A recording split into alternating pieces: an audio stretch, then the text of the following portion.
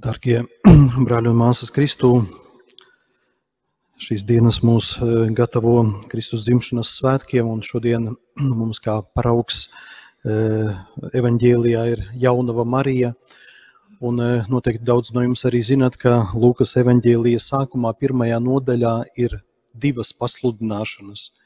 Pirmā pasludināšana mēs dzirdējām vakar evaņģēlijā, kur eņģelis Gabriels atnāk pie Zahārija, un viņam pasludina, ka viņa sieva vecumā un būdama neauglīga kļūs grūta, ieņems un dzemdēs dēlu vārdā Jāni. Un šodien mēs dzirdam otro pasludināšanu Marijai. Bet pirms šis fragments pirms runāt par šo fragmentu, kas ir ļoti labi mums pazīstams, jo gandrīz vai katru mēnesi, vismaz reizi mēnesī mēs šo fragmentu dzirdam, varbūt pat citreiz biežāk par Marijas pasludināšanu, arī, kad lūdzamies rožukroņa priecīgo daļu, arī pārdomājam šo noslēpumu eņģeļa pasludināšanu Marijai. Bet pirms runāt arī šodien pievērs uzmanību dažām tādām patiesībām no šīs dienas evaņģēlija, tad vispirms gribētu arī teikt, ka gribētu, lai mēs kopīgi pārdomātu par to, kādā veidā mēs varam atpazīt Dieva gribu, kādā veidā mēs savā dzīvē iepazīstam Dieva gribu, kādā veidā Dieva plāns mūsu dzīvē atklājas. Bet, lai par šo lietu runāt, vispirms ir jāsaprot tāda lieta, ka Svētie raksti mūs aicina ļoti nopietni attiekties pret dzīvi. Ka mūsu dzīve tā nav izklaide. Dzīve tas nav kaut kāds cirks. Dzīve tas ir uzdevums. Un to ir ļoti svarīgi saprast, ka katram cilvēkam Dievs ir uzticējis vienu lielu uzdevumu. Tas nozīmē izdzīvot šo dzīvi, neizniekot šo dzīvi, kas mums ir dota. Un tas nozīmē, ka ļoti nopietni attiekties pret pašu dzīvi, arī pret dzīves aicinājumu. Un kad mēs runājam par to, kādā veidā cilvēks var atpazīt Dieva gribu, tad nav tā, ka kāds var pastāstīt mums punktos, kas mums ir jādara, lai mēs saprastu, kāda ir Dieva griba. Izpildīšu 1, 2, 3, 5 punktu, un es jau sapratīšu, kāda ir Dieva griba. Tā tas nenotiek. Kāpēc?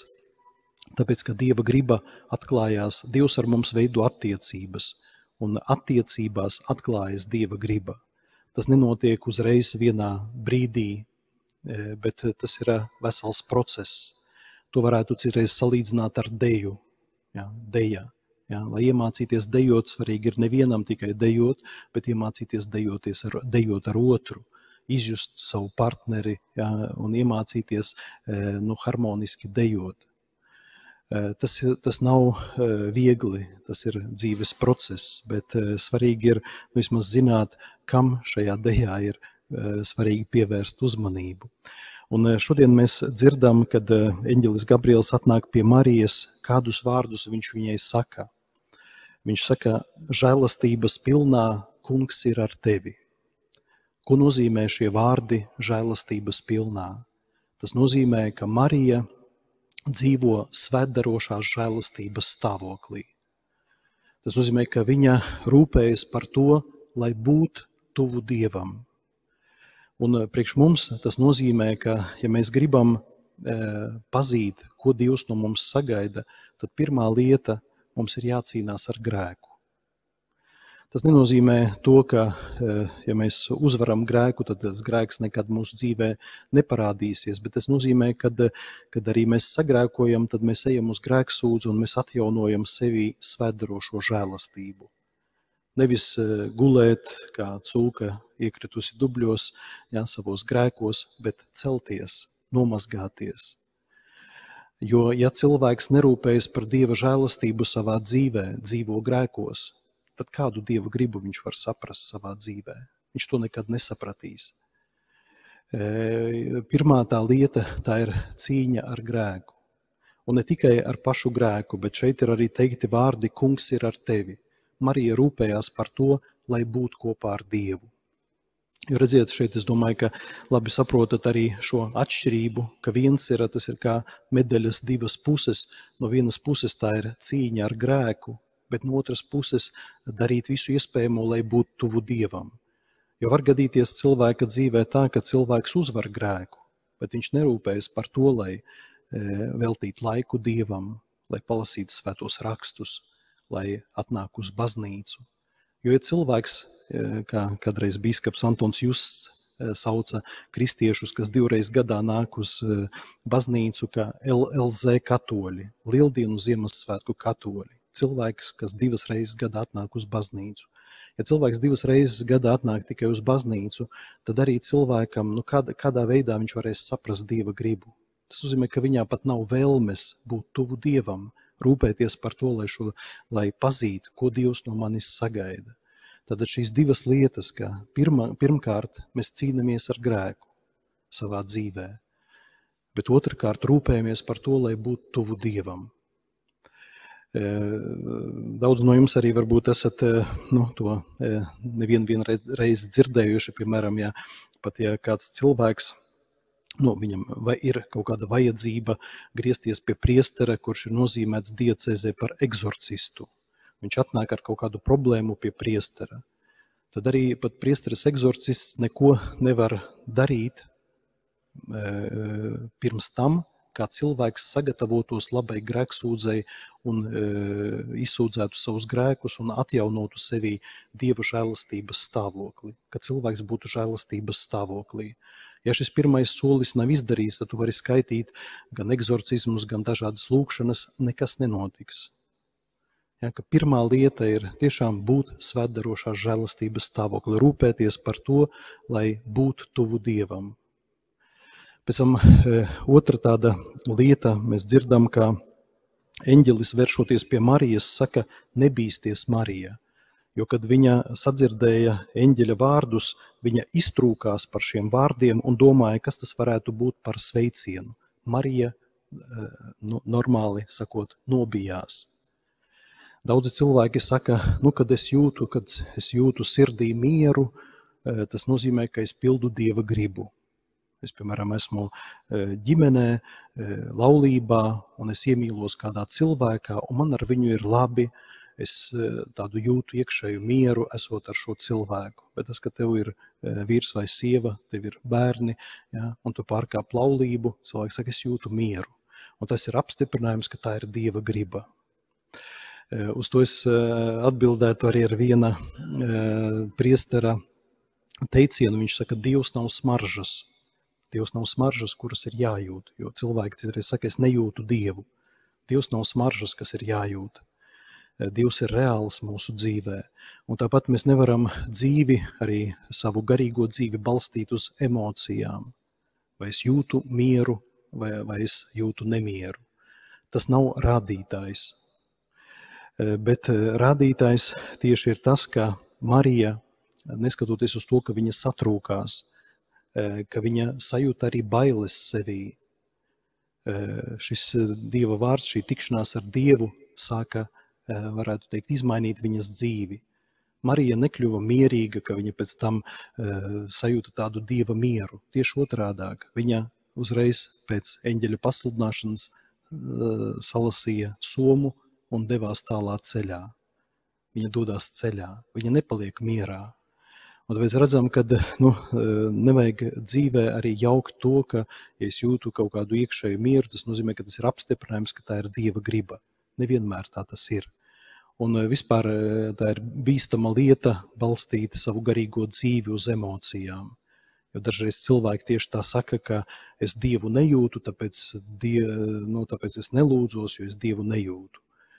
Vai es neeju pie grēksūdzes, tāpēc, ka es vairs nejūtu to, ko kādreiz pirmajā grēksūdzē es sajūtu tādu iekšēju mieru, ja, ka Dievs man, ka es jūtos pat vieglāks, ja, kad aizgāju pie grēksūdzes. Un cilvēks citreiz gaida šīs emocijas, bet ticība nav saistīta ar emocijām. Un tāpēc arī šeit, arī tāds svarīgs rādītājs ir, kad Dieva griba nevienmēr nozīmē, ka tu jutīsi iekšā dvēselē mieru. Pēc tam tālāk šeit ir teikts, kas mainīsies Marijas dzīvē, kad viņa piekritīs šim Dieva piedāvājumam. Šeit ir teikts, un viņš valdīs par Jēkaba namu mūžīgi, un viņa valstībai nebūs gala. Šeit tiek runāts par to, ka, ja cilvēks pieņem Dieva gribu, tas nozīmē, ka viņš ļauj Dievam valdīt savā dzīvē. Bet daudzi cilvēki baidās no tā, ka Dievs sāks valdīt viņu dzīvē. Es atceros, kādreiz viens no jau priesteriem stāstīja par savu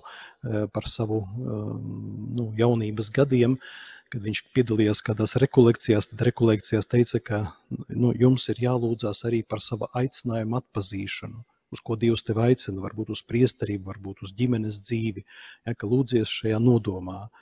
Un šis jaunietis saka, kad es baidījos lūgties, jo es sapratu, ka var gadīties, ka Dievs man aicinās uz priesterību, a es negribu.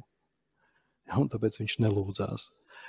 Bet vēlāk viņš kļuva par priesteri un pats stāstīja, ka viņā bija tāds bailes lūgties par to, lai Dievs valdītu viņa dzīvē. Ka cilvēkā var arī būt šī nedrošība, bailes, ka kas notiks, ka es uzticēšu savu dzīvi Dievam. Un arī šeit tiek runāts par zīmi, ka eņģelis saka, lūk, Dievs tev arī dod šo zīmi, ka, lūk, Elizabete, tava radniece savā vecumā ir ieņēmusi dēlu, un šis ir 6. mēnesis tai, kuru sauc par neauglīgu. Dievam taču nekas nav neiespējams. Arī ir kaut kādas lietas, caur kurām Dievs arī apstiprina, ka viņš darbosies tā, kā ir darbojies citos cilvēkos, tā arī darbosies tevī. Un Marijai šis piemērs, jeb zīme, bija Elizabete. Elizabete bija gados veca, viņa bija neauglīga, slima, jā, bet, lūk, savā vecumā viņa ieņem bērnu. Un tā ir zīme, ka, ja Dievs ir spējis tādu lietu paveikt, kad arī tevī Dievs var paveikt lielas lietas. Un Marija uzticās Dievam, ko Dievs viņai saka. Bet šodien arī pirmais lasījums runā par zīmi, kad Dievs runā ar karali Ahazu un saka, prasi no kunga sava dieva sev zīmi vai no pazemes dziļumiem vai no debesu augstumiem, bet Ahaz atbildēja, es nelūkšu un nekārdināšu Dievu. Ļoti skaisti izklausās viņa vārdi, ka viņš saka, ka es negribu kārdināt Dievu. Bet kāda bija viņa problēma? Kāpēc Dievs viņam teica, ka lūdz no Dieva zīmi? Ahaz un tajā laikā visa tauta atradās tādā bīstamā situācijā. Bija ienaidnieki, kas jau plānoja uzbrukt Jeruzālemei un ieņemt Jeruzālemi, izpostīt šo pilsētu un viņus aizvest gūstā.